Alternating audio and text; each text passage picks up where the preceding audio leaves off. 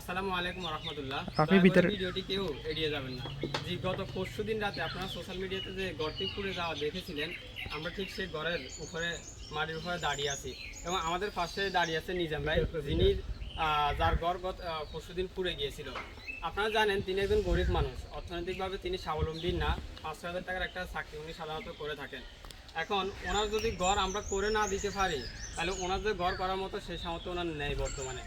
এই জন্য আমরা আমাদের সমাজে যে যুবকরা আছি সেই যুবকরা একটা পরিকল্পনা নিয়েছি যে ওনাকে একটা ঘর আমরা সুন্দরভাবে করে দেব। দেখেন, একটা ঘর করার জন্য বেশ কিছু টাকার কিন্তু প্রয়োজন। আর এই টাকার জন্য যেরকম আমাদের সমাজের মানুষের সহযোগিতা প্রয়োজন, ঠিক তেমনিভাবে আপনারা যারা আমাদেরকে সোশ্যাল মিডিয়ায় দেখতেছেন, আপনাদেরও কিছু পরিমাণ সহযোগিতা আমাদের প্রয়োজন। আমরা আশাবাদী যে আপনারা আমাদেরকে যথেষ্ট পরিমাণের সহযোগিতা আপনাদের জায়গা থেকে করবেন, যেন আমরা ওনাকে একটা সুন্দর ঘর এখানে নির্মাণ করে দিতে পারি। এখন আপনারা কিভাবে এই টাকা আমাদেরকে সহযোগিতা করবেন, আমরা আমাদের এই ভিডিওর পোস্টে একটা বিকাশ নাম্বার, একটা নগদ নাম্বার এবং একটা ব্যাংক অ্যাকাউন্ট নাম্বার আমরা আপনাদেরকে দিয়ে দেব। আপনারা একটা জিনিস মনে রাখবেন যে মানুষ কেউ অর্থ দিয়ে সহযোগিতা করে, আবার কেউ শ্রম দিয়ে সহযোগিতা করে।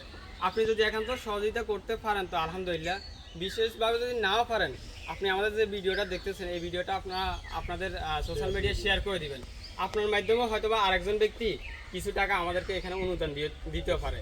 তো আমরা আপনাদের কাছে উদাত্ত আহ্বান জানাই, আপনারা আমাদেরকে ভাইয়ের ঘরটা করে দেওয়ার জন্য। দেখুন, আমরা ঘরে থাকবো কিন্তু আমাদের ভাই ঘরবিহীন বাইরে ওনার স্ত্রী সন্তান সহ থাকবে, এটা কি করে হয়? রমাদান মাস 1 টাকা দান করলে আপনি 70 টাকা সওয়াব পাবেন। আমরা আশাবাদী আপনারা যথেষ্ট পরিমাণে আমাদেরকে সহযোগিতা করবেন। আসসালামু আলাইকুম ওয়া রাহমাতুল্লাহি ওয়া বারাকাতুহু।